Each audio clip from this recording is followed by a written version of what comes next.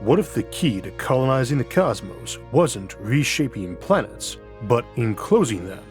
Instead of waiting centuries for a thin Martian atmosphere to form, what if we could create an Earth-like world overnight by sealing entire landscapes beneath an artificial sky, transforming dead rock into thriving ecosystems, one dome at a time?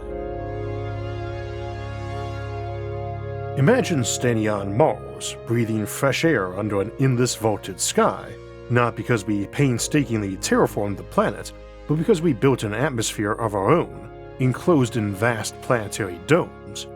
When we think about colonizing other worlds, the first thought is often terraforming, a slow, uncertain process of reshaping a planet's climate and surface over thousands of years.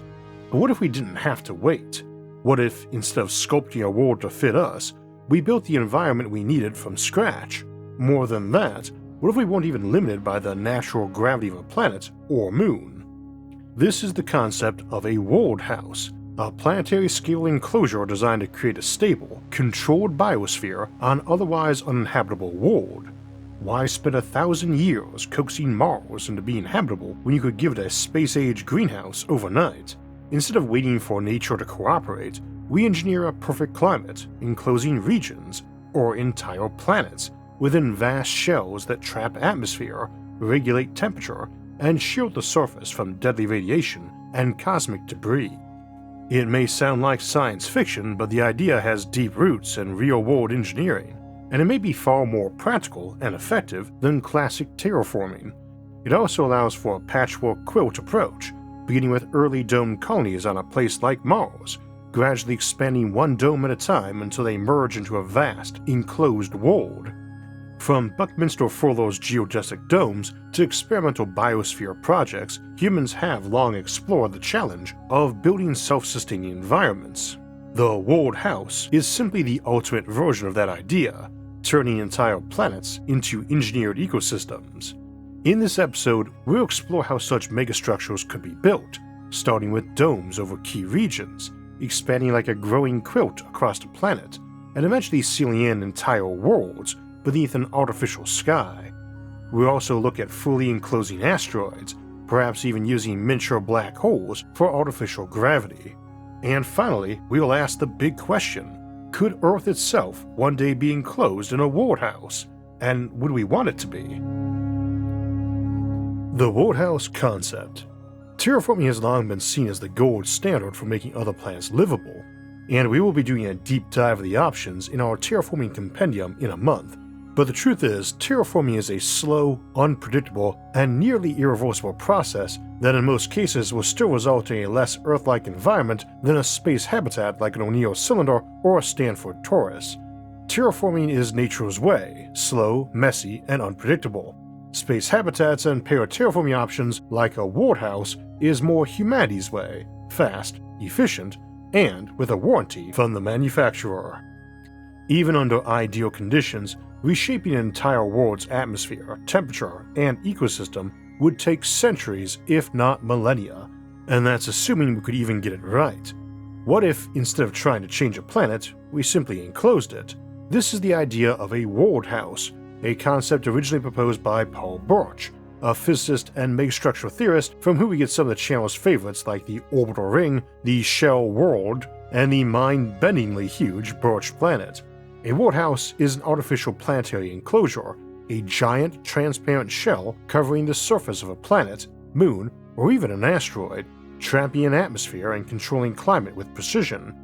Instead of slowly modifying an entire planet's environment, a Worldhouse lets us skip straight to the finished product, engineering a stable, Earth-like biosphere inside a protective megastructure. In many ways, it is the ultimate extension of paraterraforming, the alternative approach to settling planets compared to classic terraforming or bioforming, which relies on the idea of permanent use of megastructures and planetary maintenance, which can often seem less ideal than putting all the work in up front by changing a world or its organisms. But in practice, all these methods require maintenance. Even Earth is not static, and it's a good reminder that while terraforming means to make a planet more Earth-like, what we really mean is more human-optimal, as while we might want some very harsh climates like Antarctica, or even alien ones, that's not what we would expect the main focus to be. A Worldhouse offers several key advantages over terraforming: instant atmosphere and climate control. Instead of waiting for oxygen levels to rise naturally, we could engineer the perfect atmospheric balance from day one. Temperature, air pressure, and humidity would all be adjustable at will. Instead of needing tens of kilometers of air, you might only need tens of meters, depending on how high you want your ceiling, and you could raise that over time if you wanted to. This is doubly handy on Mars, whose low gravity means you will need even more air per area than Earth has to achieve normal pressure by simple weight of air above, as it weighs less. 2. Radiation and micrometeoroid protection. Unlike an open atmosphere, a Worldhouse physically shields the surface from harmful cosmic radiation and space debris. It's like giving a planet SPF 1 million. This is critical for places like Mars and the Moon, which lack strong magnetic fields to protect against solar and cosmic rays. Why worry about solar storms when you've got an all-weather, all-terrain force field? Paraterraforming like Lagrange point magnetic deflectors and Worldhouses give us those options. 3. Global engineering. Weather, storms, and even day-night cycles could be customized inside a Worldhouse, ensuring optimal conditions for life. Want a world with eternal spring? A Worldhouse could make it happen, even on a planet too far from its sun to have liquid surface water. 4. Less energy, faster results. Classic terraforming might require thousands of nuclear detonations, cometary bombardments that wreck the planet's surface worse than any nuclear war, massive atmospheric processing, or centuries of waiting for gases to accumulate. A Worldhouse, by contrast, is a mechanical solution. Once built, it works instantly and can be gradually expanded. And number 5, doesn't require gravity or thick atmosphere. Unlike traditional terraforming, a Worldhouse doesn't need a planet with strong gravity to retain air. Even an asteroid or low-gravity moon could support a breathable environment inside an enclosed shell. How would a Worldhouse be built? The simplest version of a Worldhouse would start small, perhaps a series of interconnecting domes covering key regions, much like a city built under a giant bubble. Over time, those domes could be expanded outward until they fuse together, forming a continuous planet-wide structure.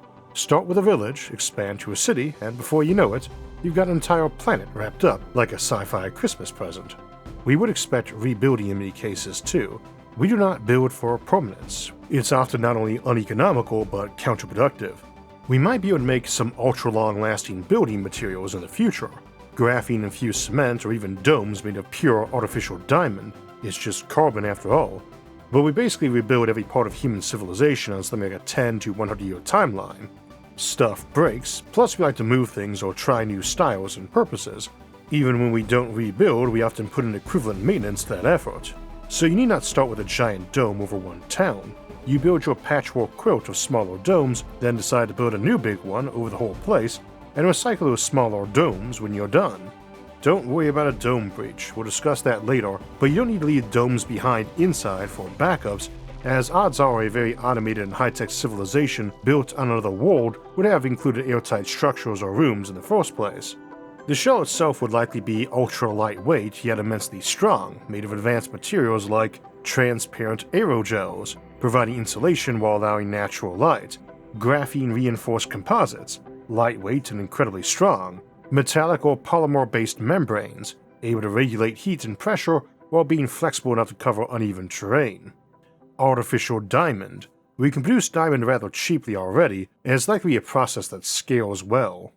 Transparent ceramics and alloys. We already have many transparent materials far more robust than classic glass that could rival the transparent aluminum from Star Trek. The future may bring us even better options. The classic sci-fi trope of a dome shattering like an old window has never been a real concern. In reality, no one would construct a single giant bubble. It would always be made of smaller, replaceable segments or panes for easy maintenance and repairs. You might worry that steel girders and segmented panes would ruin the view of the sky, but that's hardly critical, and in practice, they wouldn't be noticeable from a distance. The human eye can only resolve details down to about an arc minute, meaning thin structural supports or a mesh-reinforced window would simply act like a light shade or tinting, rather than blocking the view. For instance, at 1,000 meters high, the smallest visible width would be about 30 centimeters, just under a foot, and for a mile-high dome, about 47 centimeters, a foot and a half. Double the distance and the visible width doubles, halve it and the width halves. That's small enough that even a segmented dome with wide steel girders would still appear crystal clear, especially with modern or future super strong materials. We might contemplate folks with genetically or cybernetically enhanced vision being able to see the mesh still, but augmentation has its downsides. Additionally, reinforced materials like graphene or metal mesh embedded in the panes could give the dome a damaged profile similar to armored glass or windshields, leading to spiderweb cracks and leaks rather than catastrophic failure. We also have rapid repair technologies for sealing breaches, some of which we discussed in previous episodes, like the domes of Mars. Also for leaks, blowing a meter-wide hole in a mile-wide dome would not cause instant catastrophe. Despite what Hollywood tells you, a crack in a space dome isn't going to suck people out like a spaghetti noodle in a vacuum cleaner. You wouldn't have seconds or minutes to live, or even hours. A hole that size would take weeks to depressurize, plenty of time to slap some high-tech space duct tape on it. And long before that, automated systems could detect and patch the breach within seconds or minutes. Needless to say, this could get pretty high-tech, but even a simple automated mortar could launch a sturdy, airtight patch, like a high-tech beach ball, directly onto the hole to seal it. Another option might be a membrane with magnetic edges designed to stick over the breach instantly. On the more advanced side, we could imagine a multi-layered dome with automated self-repair systems, integrating functions like air filtration, water reclamation, and structural reinforcement. In other words, a Worldhouse wouldn't just be durable, it could also be self-sustaining. Advanced automation and environmental controls might not just manage structural integrity, but also maintain a stable, thriving biosphere inside. Beyond just keeping the air in, the dome itself could serve as an essential component of the planet's life support system. Solar power collection could be integrated directly into the shell, providing limitless energy while also acting as a climate regulator, absorbing or reflecting sunlight as needed. The interior environment would be carefully engineered for long-term stability, with artificial weather patterns, controlled precipitation, and tailored ecosystems for food production and habitation. But a Worldhouse does not have to be built all at once, and in fact, trying to cover an entire planet in a single step would be wildly impractical. Instead, we can start one dome at a time, gradually expanding until, eventually, an entire world is enclosed beneath an engineered sky. And while a Worldhouse is usually imagined as a closed shell, it doesn't have to be completely sealed. Ventilation openings, radiation-absorbing windows, and even adjustable portals could allow for some interaction with the external world, just without the risks of full exposure to vacuum or a hostile atmosphere. In a moment, we'll explore the step-by-step approach to Worldhouse construction, the idea of covering a planet one dome at a time, like a growing quilt of interconnected habitats. But before we move on, it's important to emphasize that not only are these structures potentially diamond-hard and safer to live in than an open planetary surface, but also that the idea that paraterraforming is inferior to terraforming due to maintenance needs is highly dubious. Earth is not static, nor are its environments and ecosystems, but even if they were, very few planets will ever be capable of supporting a true Earth-like conversion without the need for continuous adjustments. Factors like lower gravity, stronger solar winds, or different day and year lengths will all exert pressure to degrade a terraformed world over time, requiring ongoing corrections. And the greater the difference from Earth's natural conditions, the faster those changes will erode the terraformed state, introducing what we might call a metaphorical wobble in the balance of the environment. We explore this idea in detail in our episode on pancosmorial theory, which examines how planets can slowly unterraform themselves without constant maintenance. But even without that risk, consider this. If you're trying to double the amount of sunlight reaching a planet, which is the better approach? Should you maintain millions of square miles of orbital solar mirrors to increase its light intake? Or should you accept colder temperatures, increase the carbon dioxide levels, and engineer all life forms and ecosystems to adapt to lower light, lower temperatures, and a higher greenhouse gas ratio? Planets leak air naturally or sequester it over time, and full terraforming would take thousands of years regardless. If you could sustain that long, grueling effort on a mostly dead world, then surely maintaining a much smaller, more efficient paraterraforming system on a thriving, enclosed planet would be a far easier and more cost-effective solution.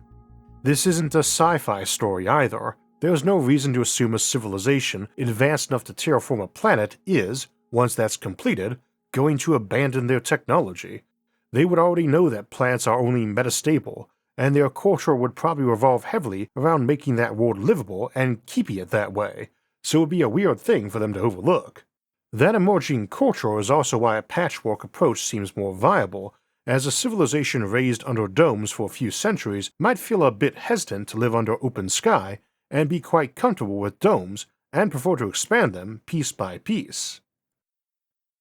The Quilt approach, expanding a worldhouse over time. A full planetary enclosure might sound like an overwhelming engineering challenge, but the beauty of a worldhouse is that it doesn't have to be built all at once. Instead of constructing a single massive shell, we take an incremental approach, covering a planet one dome at a time, like an expanding quilt of interconnected habitats, or the roads and highways of a newly settled region, expanding and improving as needed. This method, sometimes called patchwork paraterraforming, allows for gradual expansion and adaptive development. It begins with smaller, localized domes, covering key settlements and resource hubs, then expands outward as technology advances and populations grow. Step 1. Establishing the first domes. The first phase would likely start with small, self-contained domes, built in strategic locations such as crater bases, providing natural structural support, deep canyons or valleys, offering shielding from radiation and storms, lava tubes or subterranean networks, already partially closed. These domes would serve as early footholds, supporting colonists, agriculture, and industry, while protecting against hostile environments. They could be built using local materials, regolith, ice, or carbon composites, to minimize launch costs and logistical challenges. Step 2. Interconnecting and expanding the network. Once multiple domes exist, the next logical step is connecting them. This can be done through pressurized tunnels and transport corridors, transparent or semi-transparent archways, expandable modular domes merging into larger enclosed regions. Done properly, this can even allow flow between locations by weather, ecology, and the flora and fauna that need to migrate or swap DNA to avoid genetic bottlenecking. As more domes are linked, they could share resources such as atmosphere processing, power grids, and water recycling, reducing overall maintenance costs and ensuring redundancy in case of failures. Step 3. Merging domes into a continuous shell. At a certain scale, the distinction between separate domes and a full planetary enclosure starts to blur.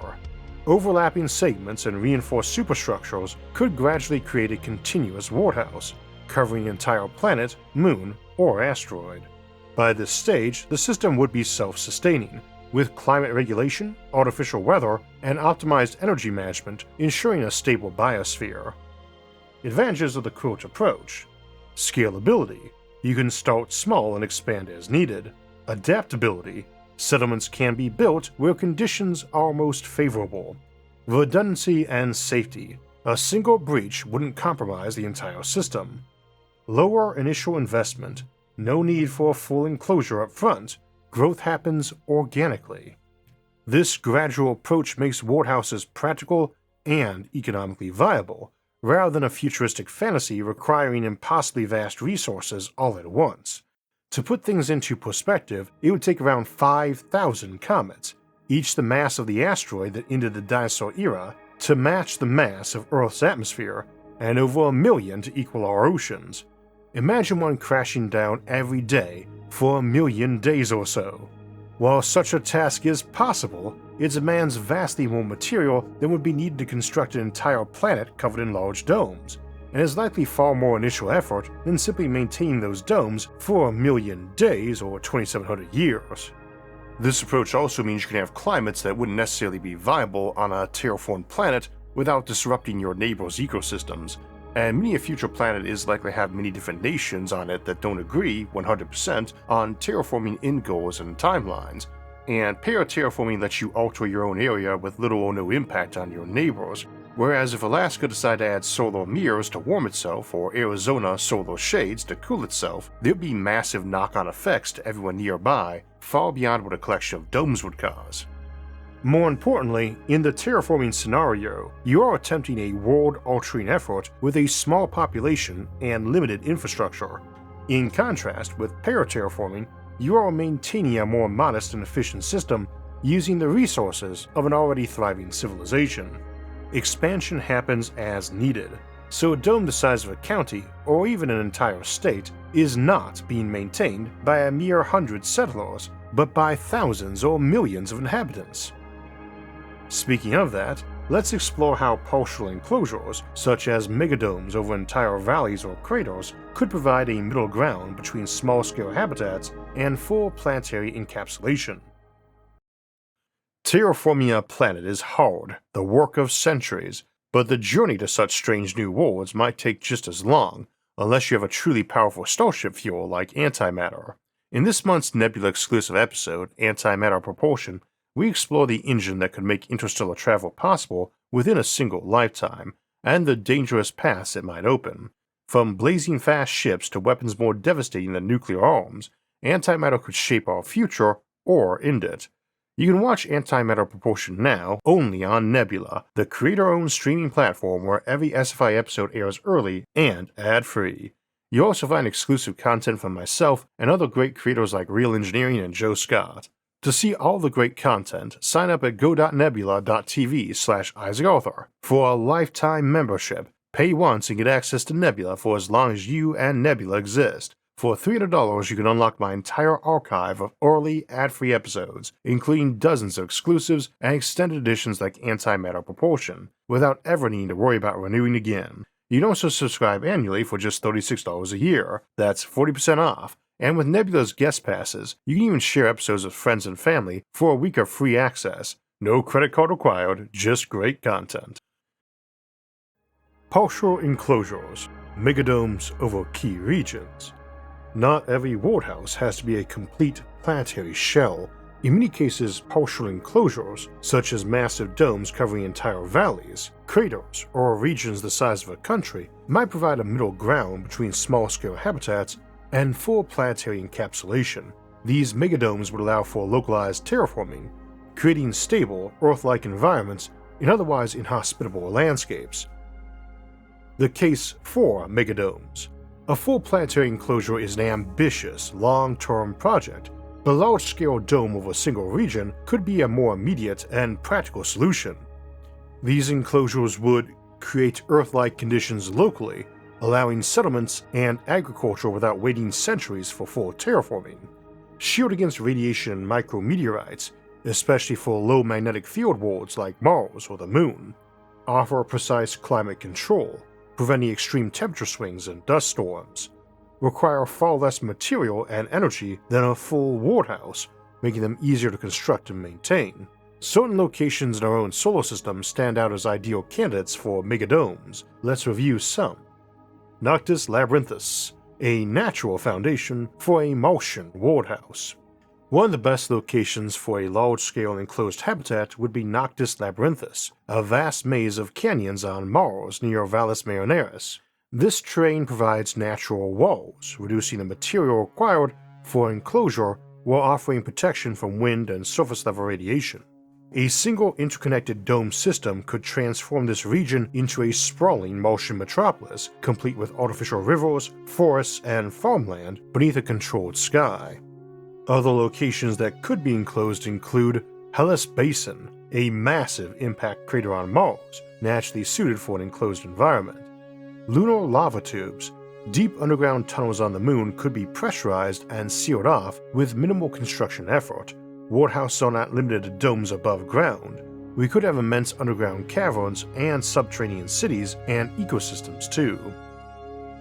Europa's subsurface ocean entrances. Enclosed habitats could allow human exploration of Europa's subglacial ocean without constant exposure to radiation. Domes can go undersea too, and we might imagine diamond-hard snow globe-like habitats floating in oceans that also expand and connect to others over time. Engineering a megadome.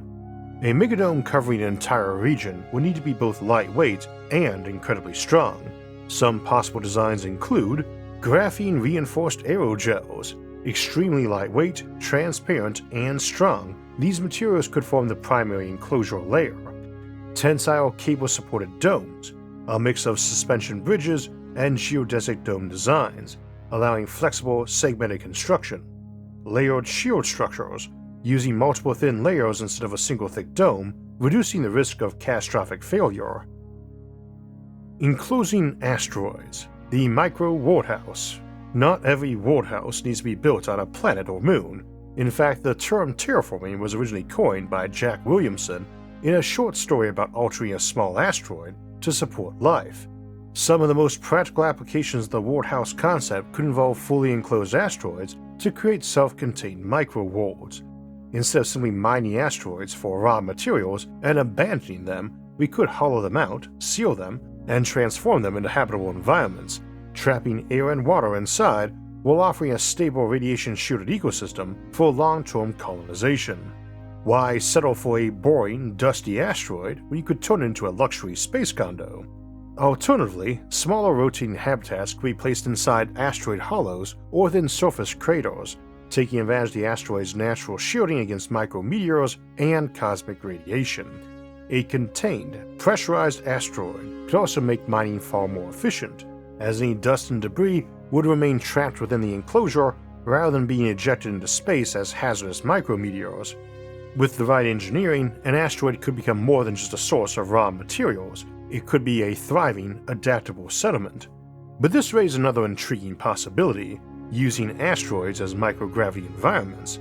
While many enclosed asteroids might feature full-gravity rotating habitats inside or nearby, others could support ecosystems specifically adapted to low gravity, thriving within a glass shell or a series of interconnected surface domes. These domes could expand over time into a patchwork worldhouse, and given the much smaller size of asteroids compared to planets, this process could happen far more quickly. Such habitats could be fascinating places to visit, offering an entirely different kind of living environment.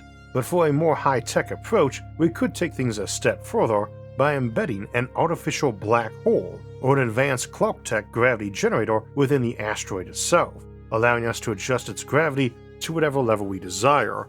But even here, you would still need that worldhouse shell above to keep your air in. Even with Earth-like surface gravity, an asteroid still couldn't hold an atmosphere on its own. A 2-kilometer wide asteroid with normal Earth gravity on the surface is down to just a quarter of that gravity 1 kilometer above ground, and a ninth the gravity 2 kilometers up. This wouldn't allow enough air by weight to give you a normal atmospheric pressure, and the air would simply drift off into space unless contained within a worldhouse-like enclosure. This is why an enclosed shell or dome is still essential, no matter how much we manipulate gravity. And there's no reason why you wouldn't want that enclosure either. It gives you more radiation shielding, lets you set your air pressure to whatever you like, regardless of your gravity and atmosphere thickness, prevents leaking, and allows a wider range of options for weather and weather tailoring.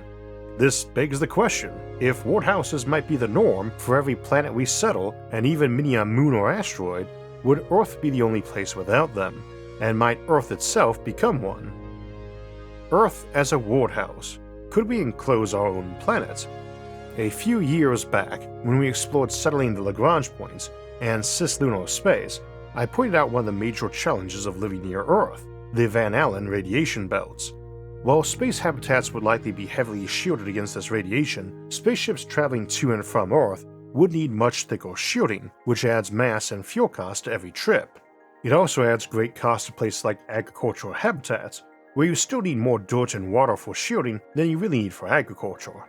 In the future, we may develop vastly better radiation shielding, or even treat radiation-induced illnesses like minor colds, reducing these concerns, but we might also take a more proactive approach, eliminating the radiation in those belts altogether. The Van Allen belts are caused by ionized particles from the solar wind that get trapped by Earth's magnetosphere, forming a persistent radiation zone. The same issue exists for Jupiter, whose far stronger magnetosphere makes settling its Galilean moons particularly hazardous. One solution might be to enclose those moons in worldhouses to protect them from radiation, but another option would be to actively drain the charged particles from the belts, a process that could be both practical and profitable if we could collect and repurpose them. Alternatively, we might install massive magnetic deflectors at Lagrange points to prevent these radiation belts from forming in the first place. This is yet another example of paraterraforming at the megastructural scale, demonstrating that even Earth could benefit from planetary-scale engineering. And if we were willing to go that far, why not take it to the next step? If we're already considering ways to modify Earth's magnetosphere to reduce radiation exposure, then why not go all the way and give Earth its own Worldhouse? If Worldhouses become the standard for planetary settlement, why would Earth be the exception? We often assume our homeworld is perfectly suited to life as it is, but even Earth has harsh environments, extreme weather, and energy inefficiencies that could be mitigated with large-scale enclosures.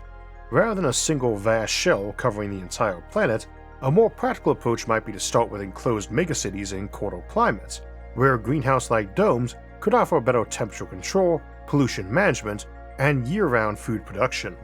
A settlement in Antarctica or Greenland, for instance, could gradually expand its domes, patchwork style, until entire regions became enclosed.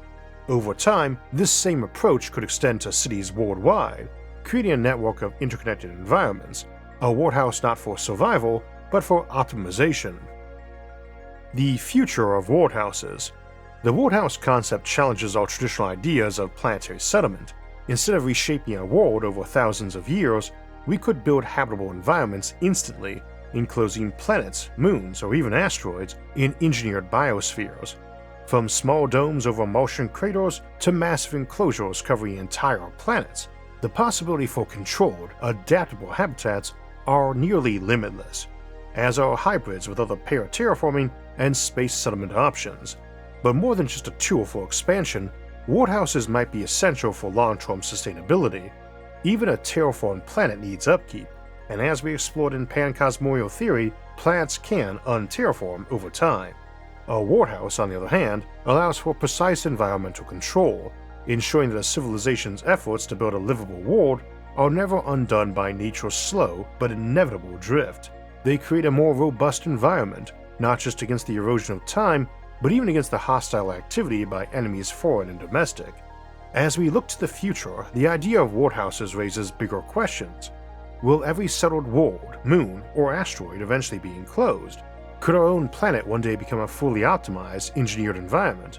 And if so, how much control should we have over nature, and how much should we leave to chance? Regardless of the answers, one thing is certain.